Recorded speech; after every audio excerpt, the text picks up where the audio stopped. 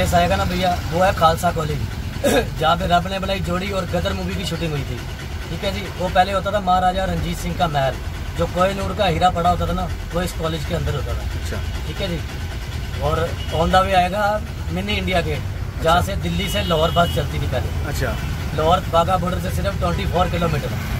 समय सकाल 11টা আর আমরা হোটেল থেকে ফ্রেশ হয়ে বেরিয়ে পড়েছি বাইরে অমৃতসর ভ্রমণের উদ্দেশ্যে। তার আগে আমাদেরকে কিছু খেতে হবে, মানে খিদে পেয়েছে, সকাল থেকে কিছু খাওয়া হয়নি এখনো। তো জাস্ট এই হোটেল থেকে বেরিয়েছি, এবার বাইরে যে সমস্ত ঢাবা রয়েছে সেই ঢাবায় আগে কিছু খাওয়া দাওয়া করব, তারপর গোল্ডেন টেম্পল, জালিয়ানওয়ালাবাগ আর টারি বর্ডার সব ঘুরবো আর আপনাদেরকেও ঘোরাবো। তবে এখানে এই একটা সমস্যা আমি দেখছি, মানে আপনার পুরো মাথা খারাপ হয়ে যাবে। ঘুম থেকে বেরোচ্ছি তাতেও এসে মানে আপনাকে ছেঁকে ধরবে, এখানে যাবেন ওখানে যাবেন, এই একটা সমস্যা এখানে রয়েছে খুব। গল্পের শুরুতেই হোটেল, খিদে আর টোটোর ব্যাপারটা হয়তো খুব একটা বোধগম্য হলো না। চলুন বারোয়ান্দা ধাবাতে আলু কুলচার মশলা ধোসা খেতে খেতে আজকের গল্প শুরু করি। দুদিন আগে 12ই আগস্ট রাত্রে আমি আর পাপিয়া দুজনে মিলে বেরিয়ে পড়ি অমৃতসরের উদ্দেশ্যে। তবে কাঁধে ব্যাগ আর মাথায় টেনশনের বোঝা নিয়ে আমরা যতক্ষণে দুর্গাপুর রেল স্টেশনে এসে পৌঁছাই, ততক্ষণে হাওড়া থেকে অমৃতসরগামী 13005 আপ অমৃতসর মেল দুর্গাপুর পৌঁছাতে আর মাত্র 9 মিনিট বাকি ছিল। একদম পুরো কাটায় কাটায় সময় নিয়ে দুর্গাপুরে পৌঁছেছি। ট্রেনের টাইম হচ্ছে 9:12 আর আমরা দুর্গাপুরে পৌঁছালাম পুরো ঘড়িতে যখন 9:03, না আর একটুর জন্য বেঁচে গেছি। ভাগ্যিস ব্যারেজে জাম ছিল না, মানে ব্যারেজে জাম থাকলে হয়ে গেছিল, ট্রেন পার হয়ে চলে যেত, আমরা দুর্গাপুর পৌঁছাতাম না। খুব বাঁচা বেঁচে গেছি।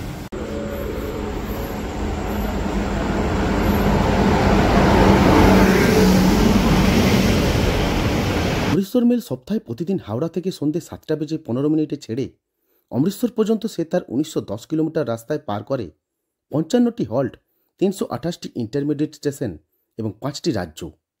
এই সব কিছু 37 ঘন্টা 25 মিনিটে পার করে অমৃতসরে গিয়ে পৌঁছায় সকাল 8টা বেজে 40 মিনিটে।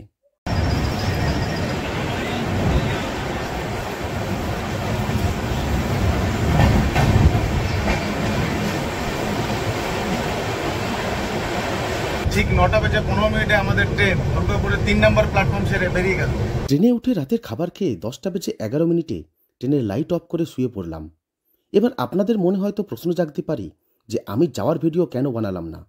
তার কারণ হলো আমাদের যাওয়া এবং আসার ট্রেনের টিকিট যেহেতু এই একই ট্রেনে বুক করা ছিল, তাই যাওয়ার ভিডিও না বানিয়ে ভাবলাম আসার অভিজ্ঞতা শেয়ার করব। দুর্গাপুর থেকে 1752 কিলোমিটার পথ চলা শেষ করে আমাদের ট্রেন তার নির্ধারিত সময়ে আমাদেরকে পৌঁছে দিয়েছে অমৃতসর জাংশন। অমৃতসর জাংশনের এটা হচ্ছে 6 নম্বর প্ল্যাটফর্ম, আর এখন আমরা এই 6 নম্বর প্ল্যাটফর্ম থেকে বাইরে যাব। তবে এই অমৃতসর স্টেশনের বাইরে থেকে শুরু হবে অটো এবং টোটোওয়ালাদের সমস্যা। আর এই সমস্যার সমাধান করতে কারো কথায় কোনো উত্তর না দিয়ে সোজা স্টেশনের বাইরে মেন রোড থেকে উঠে পড়লাম একটা টোটোয়, আর সেই টোটোয় করে চলে এলাম পার্টিশন মিউজিয়ামের সামনে অমৃতসর গ্র্যান্ড হোটেলে।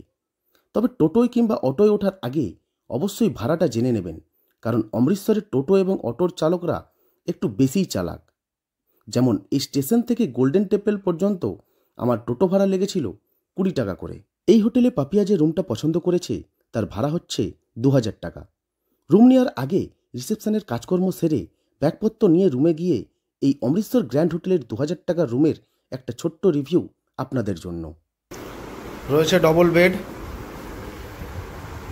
3খানা বালিশ রয়েছে, টাওয়াল দেওয়া রয়েছে, এদিকে টিভি রয়েছে। তো এটা হচ্ছে রুমের কি কার্ড, এটার মধ্যে লেখা রয়েছে রিসেপশন, ওয়াইফাই, পাসওয়ার্ড আর রেস্টুরেন্ট। এখানে একটা বড় আয়না রয়েছে, আর এখানে রয়েছে কফি কিট রয়েছে, 2খানা জলের বোতল রয়েছে, গ্লাস রয়েছে, 2টো বড় কাপ দেওয়া রয়েছে। আয়নার পাশে এখানে 2টো তাক রয়েছে, ছোটোখাটো জিনিসপত্র রাখা যাবে, আর এত বড় আয়নায় খুব ভালোভাবে সাজাগোজো করা যাবে। রয়েছে এখানে ছোট্ট একটা ফ্রিজ, ফ্রিজের মধ্যে জলের বোতল এসব রাখা যাবে। রয়েছে এসি, পাখা, লাইট, এছাড়াও সিলিং লাইট রয়েছে। রয়েছে খুব সুন্দর এখানে একটা পেন্টিংটা খুব সুন্দর। ব্যাগ আমি রেখে দিয়েছি একটা চেয়ারের ওপরে, এটা একটা চেয়ার রয়েছে, এখানে একটা টেবিল দেওয়া রয়েছে, এখানে একটা টেবিলের মতো করা আছে, এটা হলো এসির সুইচ, টেলিফোন রয়েছে, আচ্ছা টেলিফোন চালু রয়েছে, অন্য সব হোটেলে কিন্তু টেলিফোন চালু থাকে না। এখানে সুইচ প্লাস প্লাগ পয়েন্ট করা রয়েছে, একটা ডয়ার রয়েছে, এদিকে দেওয়া রয়েছে একটা ওয়ার্ড্রপ, বড় সড়ই রয়েছে, যদিও আমাদের প্রয়োজন হবে না, এতে জামা কাপড় রাখার মতো আমরা অতদিন থাকবো না।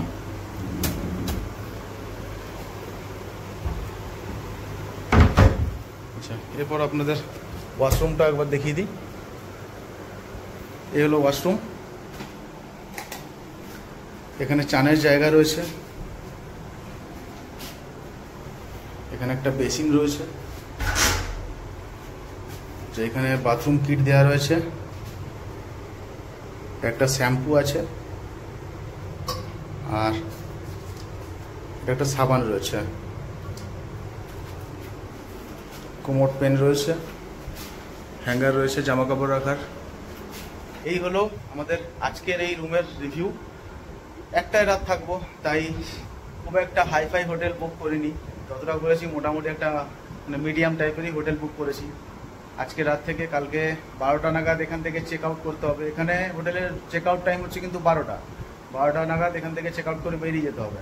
তারপর বেরিয়ে গিয়ে বাকি সাইট সিন ঘুরে স্টেশনে পৌঁছে যাবো। কালকে আমাদের ট্রেন রয়েছে, তো আগে রুমে এসে ফ্রেশ হয়ে এবার বেরোতে হবে কিছু খাওয়া দাওয়া করে, তারপর ঘুরবো আমরা একসাথে অমৃতসরের সাইট সিন, আর তার সাথে আমরা যাব আজকে বাঘা বর্ডার। চলুন ফেরত যাই আবার আমরা আজকের গল্পে। খাবার খেয়ে মন্দির চত্বরে একটু ঘোরাঘুরি করতেই হঠাৎ চোখ চলে গেল এই ডবল ডেকার বাসের দিকে। আর এই বাসের রহস্য অনুসন্ধান করতে গিয়ে যে তথ্য হাতে পেলাম, ওই বাসে করে যদি আপনারা সাইট সিন ঘুরে আটারি ওয়াঘা বর্ডারে প্যারেড দেখতে যান, তাহলে কিন্তু আপনাদের ভাড়া পড়বে 488 টাকা করে, আর তার সাথে কিন্তু একটা গাইড থাকবে, ওই 488-র মধ্যেই কিন্তু ইনক্লুডেড। আর যে বাসটা এখন দাঁড়িয়ে রয়েছে ওই বাসটা শুধু নিয়ে যাবে আটারি ওয়াঘা বর্ডার, যেখানে শুধু প্যারেড হবে, আর তারপর আবার 7:30-8টার মধ্যে এখানে রিটার্ন নিয়ে আসবে। এর ভাড়া পড়বে 350 টাকা। যে বাসটা আপনাদের সাইট সিন ঘুরিয়ে আটারি ওয়াঘা বর্ডারে গিয়ে প্যারেড দেখাবে, সে বাস কিন্তু প্রতিদিন সকালবেলা 10:30 নাগাদ বেরিয়ে যায়। আর আপনারা যদি বাসে না যান, যদি শেয়ারিং অটো করে যান, তাহলে কিন্তু তার ভাড়া রয়েছে 150 টাকা। আর এছাড়া অটো ভাড়া করে মানে রিজার্ভ করে যদি আপনারা পুরো সাইট সিন ঘুরে তারপর আটারি ওয়াঘা বর্ডারে যদি প্যারেড দেখে রিটার্ন আসেন, তো সেক্ষেত্রে অটোওয়ালাদের সাথে কথা বলে জানলাম ভাড়া পড়বে মোটামুটি 1000 টাকা মতো। তবে আপনাদের জন্য পরামর্শ, অটো না নেওয়ার চেষ্টাই করুন। সেটা কেন ক্রমশ প্রকাশ্য। মন্দির চত্বরে খানিকক্ষণ ঘোরাঘুরি করার পর একটা অটো রিজার্ভ করে 1:45 নাগাদ বেরিয়ে পড়ি অমৃতসরের সাইট সিন ঘুরে আটারি ওয়াঘা বর্ডারে ব্রিটিং দ্য রিট্রিট সেরিমনি দেখতে। তবে অটোয় করে অমৃতসরে ঘোরার সাথে জেনে রাখুন, চেন স্ল্যাচিং এবং মোবাইল চুরি কমন একটা ব্যাপার, তাই চেষ্টা করুন 4 হুইলার কিংবা বাসে করে ঘোরার। আমি কিছু 4 হুইলারের নাম্বার ভিডিওর ডেসক্রিপশনে দিয়ে রাখলাম। আমরা প্রথমে যেখানে এসে পৌঁছেছি, এই মন্দিরের নাম হলো শ্রী মাতা লাল দেবী মন্দির কিংবা বৈষ্ণো দেবী মন্দির।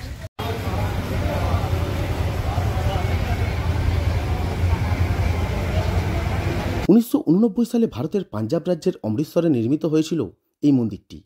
এই মন্দিরটি মাদার ইন্ডিয়া মন্দির নামেও পরিচিত। বর্তমানে এই মন্দিরটি পর্যটকদের কাছে অত্যন্ত আকর্ষণীয় হয়ে উঠেছে, কারণ এই এক মন্দিরেই রয়েছে মহাদেব, ব্রহ্মা, দেবী মহাকালী এবং সরস্বতী সহ অসংখ্য হিন্দু দেবতা। এই মন্দিরটি মহিলা সাধক লাল দেবীকে উৎসর্গিত, তাই এই মন্দিরটি মাতা লাল দেবী মন্দির নামেও খ্যাতি লাভ করেছে। এই মন্দির ঘুরতে বেশ খানিকটা সময় লাগলো, কারণ মন্দিরটা অনেক বড়।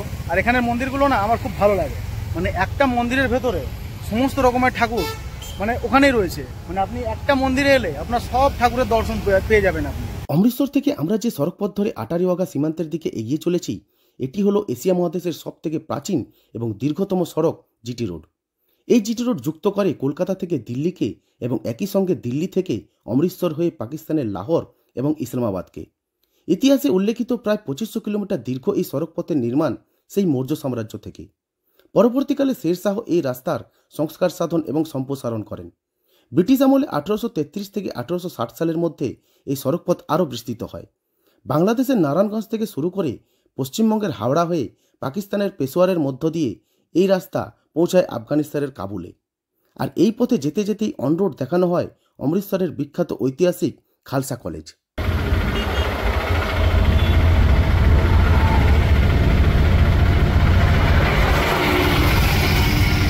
এরপর আমাদের অটোচালক তার অটো গিয়ে থামালো Punjab state war heroes memorial ও মিউজিয়ামের সামনে।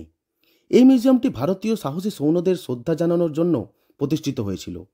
এই মিউজিয়ামে পাঞ্জাবের সাহসী যোদ্ধাদের নানান কৃতকর্মকে অমর করে তোলা হয়েছে। এছাড়াও এই মিউজিয়ামের একটি বিশেষ আকর্ষণ হল একটি 45 মিটার উঁচু স্টেনলেস স্টিলের তলোয়ার, যা পাঞ্জাবের জনগণকে শক্তি এবং সাহসের প্রতিনিধিত্ব করে।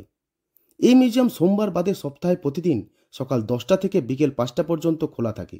যে বাস আমরা গোল্ডেন টেম্পলের কাছে দেখেছিলাম দাঁড়িয়ে থাকতে, আর যে বাসের কথা আমি আপনাদেরকে বলছিলাম যে 10:30 নাগাদ যে বাস ছাড়ে, সেই বাস 10:30টায় গোল্ডেন টেম্পল থেকে বেরিয়েছে আর এখন এই ওয়ার মিউজিয়ামে এসে দাঁড়িয়ে আছে। এখান এই বাসের যারা ট্যুরিস্ট রয়েছে তারা এই মিউজিয়ামের ভেতরে এখন ঘোরাঘুরি করছে।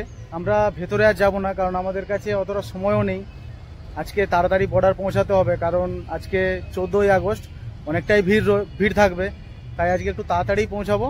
আর এখানের টিকিট সম্পর্কে বলে রাখি, এখানে টিকিট হচ্ছে 150 টাকা পার হেড। আটারি ওয়াঘা সীমান্তে পৌঁছানোর ঠিক 4 কিলোমিটার আগে ঘুরে নিলাম আটারি রেলওয়ে স্টেশন। আর এই স্টেশনের স্বল্পমাত্র গল্প শুনে নিলাম এই টুপি বিক্রেতার কাছ থেকে। 2015 সালের মে মাসে শিখ সাম্রাজ্যের জেনারেল শাম সিং আটারিওয়ালার নামানুসারে পাঞ্জাব সরকার স্টেশনের নাম পরিবর্তন করে আটারি শাম সিং रेलवे स्टेशन करे। गदर 1 मूवी में शूट है ये वाला अटारी लिखा हुआ है।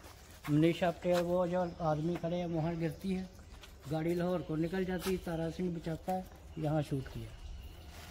अच्छा, गदर 1 वीर ज्यादा, ये पुल के सीन वीर ज्यादा शाहरुख खान की। हाँ प्रीति जिंटा वीर ज्यादा, हाँ प्रीति जिंटा और शाहरुख खान इधर से जाते हैं, लाहौर वाली गाड़ी में बिठाने जाता है, उधर नौज वाईफाई से हमने सामने आते हैं, उनकी बातचीत होती है। ये मूवी में शूट है। ये जो बिल्डिंग है 1865 की बनी है, ये वाली वो वाली बिल्डिंग। ये बिल्डिंग चूने का बना है, चूना उस टाइम लाहौर में बनता था, ये अंग्रेज के राज के टाइम की है। तारा सिंह फोन करता है, तारा सिंह को वीज़ा नहीं मिलेगा, पाकिस्तान नहीं जा सकता। वो बड़ा भैया पुराना वाला, वो बड़ा वाला जो है वो सामने टेबल पे, वो जो बड़ा वाला वो मूवी में शूट किया गया। আটারি ওয়াঘা বর্ডারে যাওয়ার আগে ঘুরে নিলাম আটারি রেল স্টেশন। এই রেল স্টেশন হচ্ছে ভারতের একদম শেষ রেল স্টেশন, এরপরেই পাকিস্তান। আগে এই স্টেশন থেকে ট্রেন চলতো সমঝোতা এক্সপ্রেস, কিন্তু এখন দুই দেশের মধ্যে ঝামেলার কারণে সেটা বন্ধ হয়ে গেছে। তাই এখন স্টেশনে ট্রেন চলে ঠিকই, অমৃতসর থেকে যেসব লোকাল ট্রেন আসে আবার সেটা অমৃতসরের দিকে রিটার্ন যায়। আর এই স্টেশনে এসে এক টুপি বিক্রেতার কাছ থেকে শুনলাম কিছু এই স্টেশনের রহস্য কিংবা ইতিহাস যাই বলুন না কেন। আর যে সব মুভির শুটিং হয়েছে সেই সব মুভিরও কিছু কথা আমরা শুনে নিলাম এই স্টেশনে এসে এই টুপি বিক্রেতার কাছ থেকে। আর তার কাছ থেকে বিনিময়ে দুখানা টুপি কিনলাম, 50 টাকা করে নিল এই টুপিগুলো। এরপরে মাত্র কয়েক মিনিটের ব্যবধানে মাত্র 4 কিলোমিটার রাস্তা অতিক্রম করে পৌঁছালাম আটারি ওয়াঘা সীমান্তে। আর এখানে এসেই আমাদের অটো চালকের চালাকি ধরা পড়ে গিয়েছে, কিন্তু ততক্ষণে অনেক দেরি হয়ে গিয়েছে। তাই অটো চালকের বাকি টাকা এখানে পেড করে তাদের ঠিক করা এই লকার দোকানে এই ছোট্ট ব্যাগটিকেও রাখতে বাধ্য করে, যার মূল্য হিসাবে দিতে হয় 50 টাকা। তবে অটো বুক করার আগে আপনারা সর্বদা মাথায় রাখবেন যে বুক করার সময় অ্যাডভান্স হিসাবে কিছু টাকা আর এখানে এসে বাকি টাকা কিন্তু পে করে দিতে হবে। তাই অমৃতসরে অটো কিংবা টোটো সবসময় অ্যাভয়েড করে চলুন। সময় 3:13 আর আমরা পৌঁছে গেছি আটারি ওয়াঘা বর্ডারে। আর এখানে পৌঁছানোর আগে কিনে নিয়েছিলাম ক্যাপ, আর ওই ওয়ার মিউজিয়াম থেকে লাগিয়েছিলাম ব্যাচ। আর পাপিয়া এখানে এসে গালে এখানে নিয়েছে ইন্ডিয়ান ফ্ল্যাগ। সব মানে সমস্ত দিক দিয়ে পুরোপুরিভাবে তৈরি হয়ে আমরা প্রবেশ করব আটারি ওয়াঘা বর্ডারে। আর সেখানে গিয়ে আমরা দেখব 14ই আগস্টের প্যারেড। আর আটারি বর্ডার তৈরি হচ্ছে, যেহেতু কাল 15ই আগস্ট রয়েছে, কাল এখানে প্রচুর মানুষের ভিড় হবে, তো সে কারণেই পুরো আর কি দোকানপাট লাগানো হচ্ছে, দড়ি দিয়ে পুরো মানে রাস্তা দুভাগে ভাগ করা হচ্ছে। অটো আর 4 হুইলারের মধ্যে এটাই ডিফারেন্স রয়েছে, যেটা এতদূর পর্যন্ত এসে বুঝতে পারলাম। অটোতে এসে কি হলো, আমাকে ওই লকার রুমে কিন্তু ব্যাগপত্র জমা রাখতে হলো, যার জন্য 50 টাকা লাগলো। এবার যদি 4 হুইলার নিয়ে আসতাম তাহলে কি হতো, এখানে কিন্তু পার্কিংয়ের জায়গা রয়েছে, তাই এখানে পার্কিং করা যেত, তা আমাকে হেঁটে অতটা যেতেও হতো না আর হেঁটে অতটা আসতেও হতো না। সোজা এখানে নামতাম আর এখান থেকে ভেতরে ঢুকে যেতাম, আর ব্যাগের জন্য এক্সট্রা করে 50 টাকা দিতেও হতো না। তো এটাই ডিফারেন্স রয়েছে। গাড়ি প্রথমে খুঁজছিলাম কিন্তু পাইনি, কিন্তু আপনাদের জন্য আমি গাড়ি জোগাড় করে দিয়েছি। এই গাড়ির নাম্বার ডেসক্রিপশনে দিয়ে রাখবো, আপনারা চাইলে সেখান থেকে যোগাযোগ করে নিতে পারেন। অটোর আরেকটা জিনিস আপনাদের বলে রাখি, আমরা যেখানে ব্যাগপত্র জমা করলাম সেখানে কিন্তু অটোর বাকি যে টাকাটা ছিল, মানে যখন আমরা গাড়িতে উঠেছিলাম তখন 200 টাকা দিয়েছিলাম, বাকি ছিল 1000 টাকা। তো এখানে এসে কিন্তু যেখানে ব্যাগ রাখলাম ওই কাউন্টারে কিন্তু অটোর বাকি টাকাটা দিয়ে দেওয়া হলো, মানে ওরা নিয়ে নিল। এরপর জানি না, ও যদি পালিয়েও যায় আমার কিছু করার নেই, আবার অন্য গাড়ি করে যেতে হবে। এটাই চাপ, অটোওয়ালারা যেভাবে আপনাকে এসে যেচে পড়ে ভাড়া নিচ্ছে, এটাই হওয়ার আছে। বাইরে থেকে দেখা যাচ্ছে আমাদের ইন্ডিয়া, আর ওই পারে রয়েছে পাকিস্তানের ফ্ল্যাগ।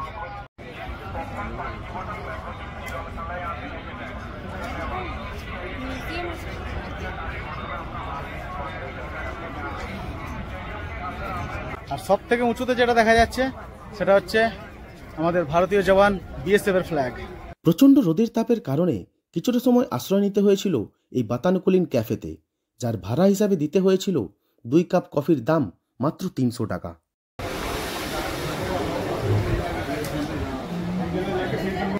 বাইরে প্রচুর রোদের তাপ, তো আমরা এখন একটা ক্যাফেতে এসে বসেছি। এখানে আপনারা চা কফি খেতে পারেন, রেস্টুরেন্টও রয়েছে এখানে, যেখানে আপনারা দুপুরের লাঞ্চ সেরে নিতে পারেন। আমরা যেহেতু খাওয়া দাওয়া করে এসেছি তাই ক্যাফেতে একটু বসি।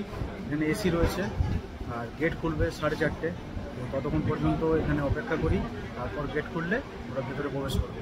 বাইরে এসে দেখি ভেতরে প্রবেশ করার জন্য সবাই লাইনে দাঁড়িয়ে পড়েছে, তবে অনলাইন টিকিটের লাইন সাধারণের তুলনায় অনেকটাই কম ছিল, যা আমি গতকাল ট্রেনে আসার সময় কেটে নিয়েছিলাম। আর এর লিঙ্ক আমি ভিডিওর ডেসক্রিপশনে দিয়ে রাখলাম আপনাদের সুবিধার্থে।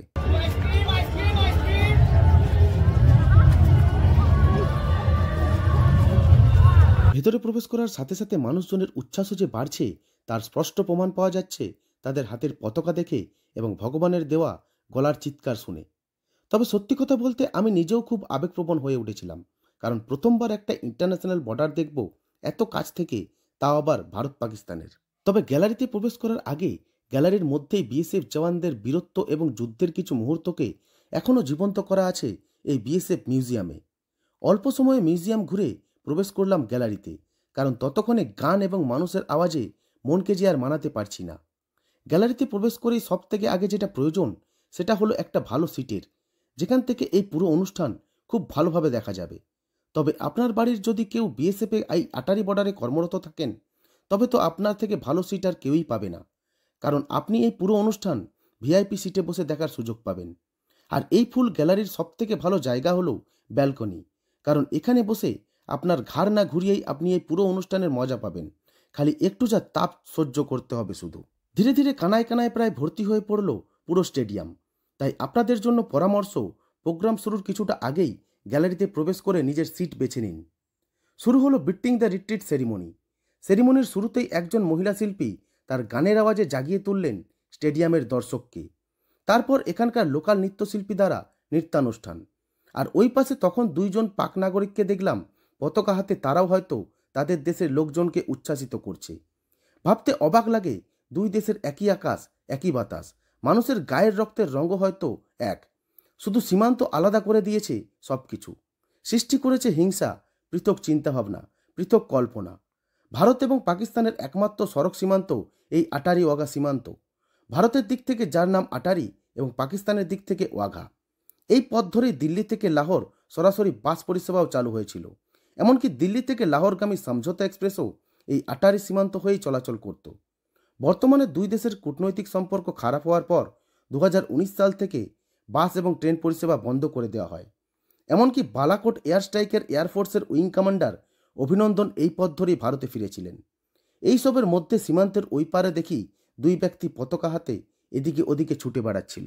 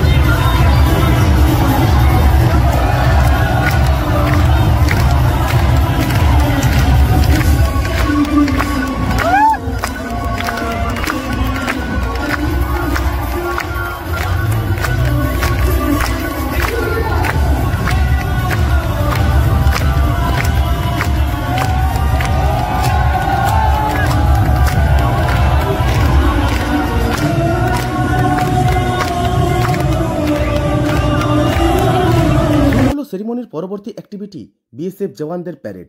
আর আমাদের জোশ বাড়াতে মাইক্রোফোন হাতে এগিয়ে এলো একজন বিএসএফ ফোর্স।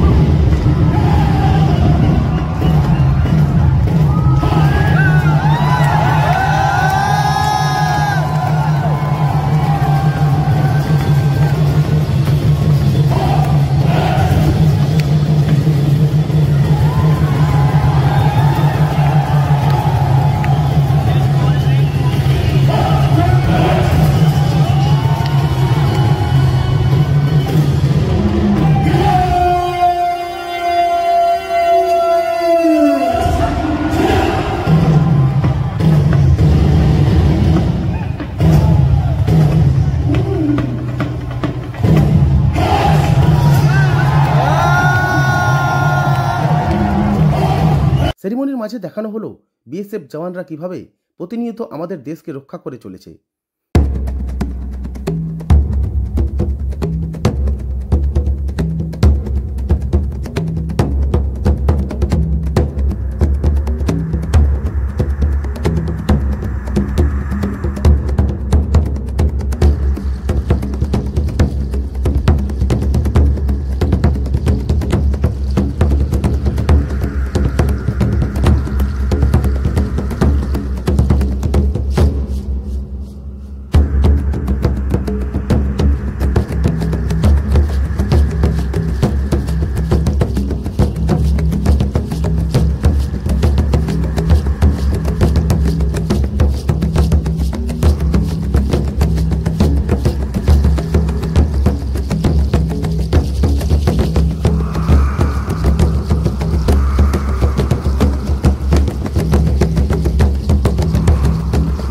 প্যারেড চলাকালীন কিছুক্ষণের জন্য খুলে দেওয়া হলো দুই দেশকে পৃথক করা এই লোহার দরজা।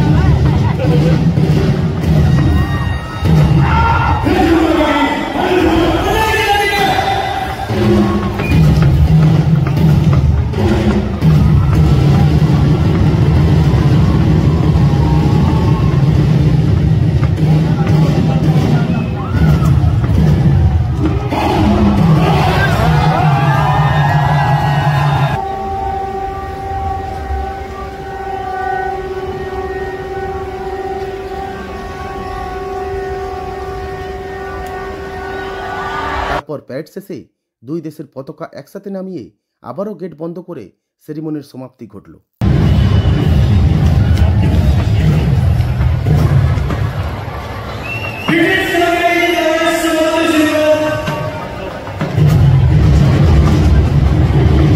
অনুষ্ঠান শেষে আবারও আমাদের রিজার্ভ করা অটোয় করে ফিরলাম অমৃতসরে।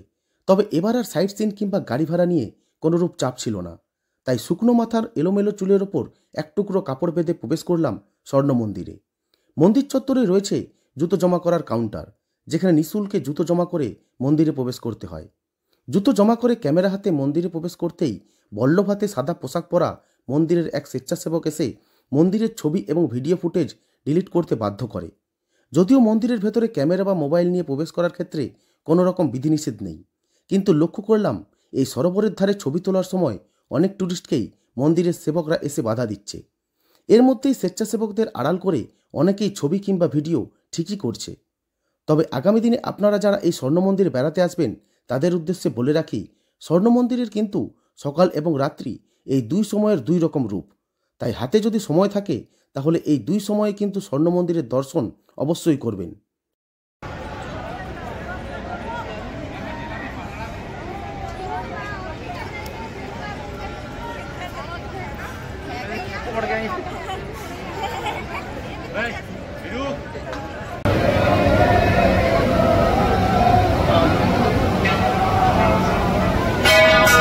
দর্শন সেরে মন্দিরের বাইরে থেকে পাঞ্জাবি ফুচকা এবং ডিনার করে হোটেলে ফিরে এলাম।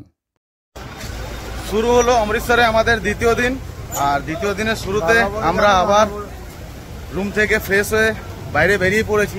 আর তার সাথে শুরু হয়ে গেছে অটোওয়ালাদের, মানে কি বলবো, আর এটা অত্যাচারও বলতে পারি না, আর মানে সহজে মেনেও নিতে পারছি না। মানে বেরোয়ার রুম থেকে বেরোলেই এখানে যাবেন ওখানে যাবেন এই নিয়ে আর কি আপনাকে এখন টানা হিচড়া করবে, কিছুটা টানা হিচড়া সইতে হবে। তো কালকে আমরা বাইরের সাইডটা ঘুরে নিয়েছি। আজকে আমাদের হোটেলের সামনাসামনি সব কিছু রয়েছে। কালকে ওয়াঘা বর্ডার কিংবা আটারি বর্ডার যাই বলুন না কেন, তবে এটা কিন্তু আমরা সবাই ভুল বলি, এটা আমাদের জেনে রাখা দরকার। কারণ ওটা কিন্তু আমাদের ওয়াঘা বর্ডারটা কিন্তু আমাদের ইন্ডিয়ার নয়, ওয়াঘা বর্ডার হচ্ছে পাকিস্তানের, ইন্ডিয়ার হচ্ছে আটারি বর্ডার। তাই আমরা ভুল বলি, আমরা যখনই বলবো তখনই কিন্তু কি বলবো, আটারি বর্ডার। ওয়াঘা বর্ডার হচ্ছে পাকিস্তানের। তো কালকে আমরা ঘুরে চলে এসেছি, আজকে আমরা ঘুরবো। কালকে ওখান থেকে ঘুরে এসেও কিন্তু গোল্ডেন টেম্পল ঘুরেছি। আর আজকে আমরা ঘুরবো কোথায়, পার্টিশন মিউজিয়াম, জালিয়ানওয়ালাবাগ আর দুর্গিয়ানা টেম্পল। এইসব কিছু ঘোরার পরে আবার একবার গোল্ডেন টেম্পলের দর্শন করে তারপর স্টেশনে ফিরবো। শুরু হলো পরের দিনের সকাল। আমরা সবসময় যা ভাবি হয় ঠিক তার উল্টোটা, আর সেদিনও ঠিক তাই হলো। পার্টিশন মিউজিয়ামের এত পাশে থেকেও দেখা হলো না পার্টিশন মিউজিয়াম। সেদিন 15 আগস্টের জন্য পার্টিশন মিউজিয়াম বন্ধ ছিল। পার্টিশন মিউজিয়ামে এসে মনে পড়লো আজ তো 15 আগস্ট, সবার ছুটি, তাহলে এদের কেন ছুটি হতে পারে না, তাই আজকে বন্ধ রয়েছে। তো আমাদের কপাল খারাপ, এটা আমরা কালকে যদি ঘুরে নিতাম ভালো হতো, কিন্তু আমরা বুঝতে পারিনি যে আজকে বন্ধ থাকবে বলে। তো যাই হোক, এখন ওটা মিস হয়ে গেল, আর কিছু করার নেই, কারণ এটার জন্য আর আজকে দিনটা স্টে করা সম্ভব নয়। আজই বেরিয়ে যাব, পরে কখনো আসবো তখন এই পার্টিশন মিউজিয়াম ঘুরবো। আর যদি আপনারা আসেন তাহলে কিন্তু এটা অবশ্যই ঘুরে নেবেন। 10 টাকা টিকিট, আর 5 বছরের বাচ্চা ফ্রি, কিন্তু 5 বছর ক্রস করলে কিন্তু টিকিট লাগবে। তাই মনে দুঃখ আর বুকে কষ্ট নিয়ে চললাম দুর্গিয়ানা টেম্পল। গতকাল আমাদের রিজার্ভ করা অটোর প্যাকেজেও এই মন্দির ইনক্লুডেড ছিল, কিন্তু আমাদের অটো চালক তার সময়ের কারণে এটা বাদ দিয়ে দেয়। তাই আজকে আবারও একটা রিক্সা ভাড়া করে পৌঁছে গেলাম অমৃতসরের বিখ্যাত দুর্গিয়ানা মন্দির। 1921 সালে নির্মিত এই দুর্গিয়ানা মন্দিরের পরিকাঠামো অনেকটাই স্বর্ণ মন্দিরের মতো। এই মন্দিরের প্রধান আরাধ্যা দেবী মা দুর্গা, তার নাম থেকেই এই মন্দিরের নাম হয়েছে দুর্গিয়ানা মন্দির। মন্দির থেকে বেরিয়েই আবারও রিজার্ভ করা সাইকেল রিক্সা করে এবার পৌঁছালাম অমৃতসরের জালিয়ানওয়ালাবাগে। এখানে প্রবেশ করতেই মনে পড়ে গেল সেই স্কুলের ইতিহাস বইতে প্রথমবার পড়া এই জালিয়ানওয়ালাবাগের গল্প। এমনকি চোখের সামনে ভাসতে লাগলো সেই দিনের ঘটনা।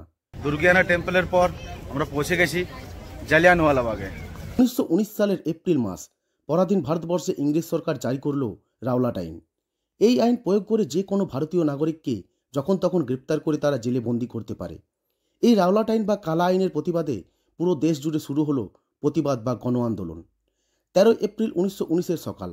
এমনই এক প্রতিবাদী আন্দোলন সংগঠিত করার জন্য এই এলাকার সাধারণ মানুষ জমায়েত হয়েছিল এই জালিয়ানওয়ালাবাগের মাঠে। চলছিল শান্তিপূর্ণ প্রতিবাদ আন্দোলন। 13 এপ্রিল সকালের এই জনসভার খবর আগেই পৌঁছে যায় জেনারেল ডায়ারের কানে। আগের দিনই অর্থাৎ 12 এপ্রিল তিনি অতিরিক্ত পুলিশ ফোর্সের বন্দোবস্ত করে ফেললেন। স্থানীয় মানুষের জমায়েতে প্রায় পরিপূর্ণ জালিয়ানওয়ালাবাগের ময়দান। তারা গুণক্ষরে অনুমান করতে পারেনি এরপর কি ঘটনা ঘটতে চলেছে। এদিকে জেনারেল ডায়ার সশস্ত্র পুলিশ বাহিনী নিয়ে হাজির হলেন জালিয়ানওয়ালাবাগের উপকণ্ঠে। চারিদিকে ঘেরা এই ময়দানের প্রবেশ কিংবা প্রস্থানের একটি মাত্র গেট ছিল। সেটিকে বন্ধ করে দেওয়া হলো ডায়ারের নির্দেশে। নিরীহ মানুষগুলোর প্রতি শুরু হলো নির্বিচারে গুলিবর্ষণ। প্রায় 1600 রাউন্ড গুলি চলার সময় শুধুমাত্র বিরাম ছিল বন্দুকে গুলি লোড করার সময়টুকু। মহিলা থেকে শিশু কেউই রেহাই পেল না। যারা দেয়াল টপকে বাঁচার চেষ্টা করল তারাও গুলিবিদ্ধ হয়ে মাটিতে লুটিয়ে পড়ল। গুলি থেকে বাঁচতে ময়দানের পাশে একটি কুয়োতে অনেকে ঝাঁপ দিল, কিন্তু সেই চেষ্টাও ব্যর্থ হলো। পরবর্তী সময় সেই কুয়ো থেকে প্রায় 120 জনের নিথর দেহ উদ্ধার করা হয়। মানুষের রক্তে সেই কুয়োর জলের রং লাল হয়ে যায়। আজও এই দেয়ালের গায়ে গুলির চিহ্নগুলো রয়ে গিয়েছে সেদিনের গণহত্যার সাক্ষী স্বরূপ। এই গণহত্যার প্রতিবাদে পুরো দেশ জুড়ে শুরু হলো প্রতিবাদী আন্দোলন। এই ঘটনা তদন্ত করে হান্টার কমিশন, যার দায়িত্বে ছিলেন lieutenant general Michael O'Dwyer. General Dyer নিজের সাফাই পেশ করে জানায়, নিজেকে বাঁচাতে অর্থাৎ সেলফ ডিফেন্সে তিনি গুলি চালানোর আদেশ দেন। শাস্তি তো তার হলোই না, উপরন্তু পদমর্যাদা বৃদ্ধি পায়। তবে এই শর্তে তিনি কোনোদিন আর ভারতবর্ষে আসতে পারবেন না। বাকি জীবনটুকু তাকে ইংল্যান্ডেই কাটাতে হবে। যেদিন এই হত্যাকাণ্ড হয়েছিল সেদিন এই ময়দানে উপস্থিত ছিল স্বাধীনতা সংগ্রামী উধম সিং। ভাগ্যের জোরে তিনি সেদিন বেঁচে যান ঠিকই, তবে এই রক্তাক্ত ময়দানে দাঁড়িয়ে শপথ নিয়েছিলেন এই হত্যাকাণ্ডের প্রতিশোধ তিনি নেবেন। এই ঘটনার প্রায় 8 বছর কেটে গিয়েছে। সালটা 1927। লন্ডনে থাকাকালীন কোনো এক অজানা রোগের শিকারে মৃত্যু হয়েছে জেনারেল ডায়ারের, কিন্তু তখনও বেঁচে আছে এই ঘটনার তৎকালীন দায়িত্বে থাকা মাইকেল ওডয়ার। এদিকে উধম সিং গদর পার্টি জয়েন করেন। তারপর টাকা পয়সা সংগ্রহ করে লন্ডনে পৌঁছে যান। সেখানে কিছুদিন দেশ গড়ার কাজ করেন এবং অপেক্ষা করতে থাকেন সঠিক সময়ের। প্রায় 21 বছরের অপেক্ষা শেষে সেই দিন এলো যেদিন লন্ডনে ইস্ট ইন্ডিয়া কোম্পানির অনুষ্ঠানে যোগ দিতে উপস্থিত হলেন মাইকেল ওডয়ার। এই অনুষ্ঠানে আরও একজন উপস্থিত ছিলেন উধম সিং। তার হাতে রাখা একটি বইয়ের মধ্যে লুকোনো ছিল তার অর্থ সঞ্চয়ে কেনা একটি লোডেড পিস্তল। তিনি মঞ্চে ওঠার মুহূর্তে 3-3টে গুলি ছিটকে এসে বুক ফুঁড়ে দিল মাইকেল ওডয়ারের। মুহূর্তেই তিনি মৃত্যুবরণ করলেন। উধম সিং শান্ত অথচ দিলোর কণ্ঠে ঘোষণা করলেন, জালিয়ানওয়ালাবাগের হত্যাকাণ্ডের প্রতিশোধ আমি নিয়েছি। এই হত্যার অপরাধে 31শে জুলাই 1940 সালে উধম সিংয়ের ফাঁসি হয়। যদিও দেশবাসীর কাছে তিনি চির অমর হয়েই রয়ে গিয়েছেন। জালিয়ানওয়ালাবাগের ময়দান থেকে বাইরে বেরোতেই আপনাদের চোখে পড়বে বিখ্যাত সব বালা এবং তরোয়ালের দোকানপাট। এছাড়াও রয়েছে ঝকমকে জুতো আর আকর্ষণীয় ইয়াররিংসের দোকান।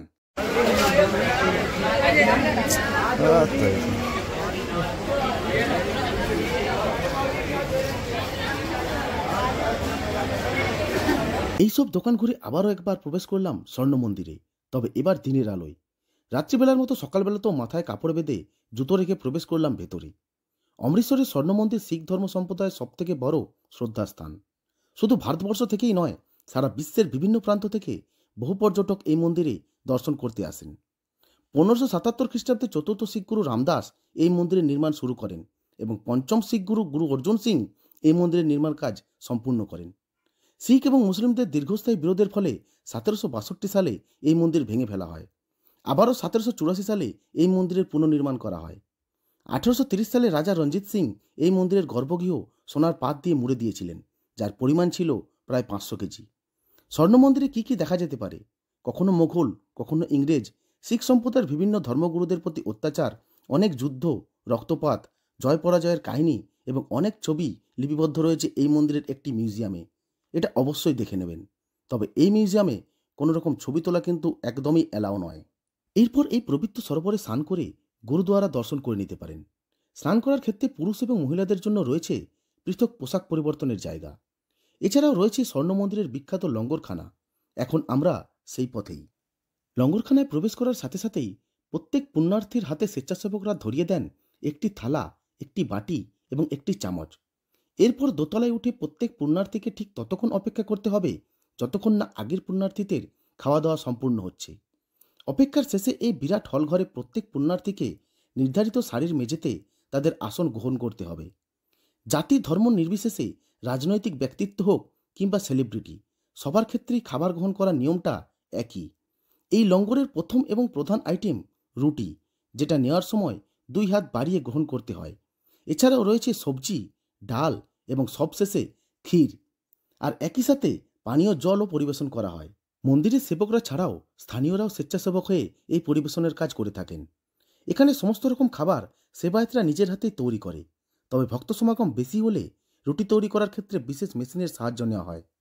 এই বিপুল আয়োজনে প্রতিদিন প্রায় 50 কুইন্টাল আটা, 18 কুইন্টাল ডাল, 14 কুইন্টাল চাল এবং 7 কুইন্টাল দুধের প্রয়োজন হয়। প্রতিদিন রান্নার কাজে প্রয়োজন হয় প্রায় শতাধিক গ্যাস সিলিন্ডারের। ভক্তদের খাবার গ্রহণ করার পর তাদের ব্যবহৃত থালা, বাটি এবং চামচ স্বেচ্ছাসেবকরা নিজেরাই ধুয়ে পরিষ্কার করে তা আবার পুনঃব্যবহারযোগ্য করে তোলে। অমৃতসরে এসে 2 দিন 1 রাত্রি আমরা যে অমৃতসর ট্যুর প্ল্যান বানিয়েছিলাম কিংবা যে ট্যুর প্ল্যান আমরা সেট করে এসেছিলাম, সেই ট্যুর প্ল্যান আমাদের কমপ্লিট হয়ে গেছে। আমরা শেষবারের মতো বাবার মন্দির মানে স্বর্ণ মন্দিরে গিয়ে সেখানে বেশ খানিকটা সময় কাটিয়ে সেখানে খাবার দাবার খেয়ে রেস্ট করে এবার আমরা বাড়ি ফিরবো, কারণ আমাদের ট্রেন রয়েছে সন্ধ্যেবেলায় 6:25। তাই আমরা শেষবারের মতো দর্শন করে বেরিয়ে গেছি মন্দির থেকে। আমরা যে ভিডিও শুরু করেছিলাম এই 2 দিন 1 রাত্রির প্ল্যান নিয়ে, সেই ভিডিও এখানেই শেষ করছি। আর অমৃতসর থেকে বাড়ি ফেরার যে ভিডিওটা সেটা আমি নিয়ে আসবো পরের পর্বে। ততদিন পর্যন্ত আপনারা সবাই ভালো থাকবেন, সুস্থ থাকবেন। ধন্যবাদ।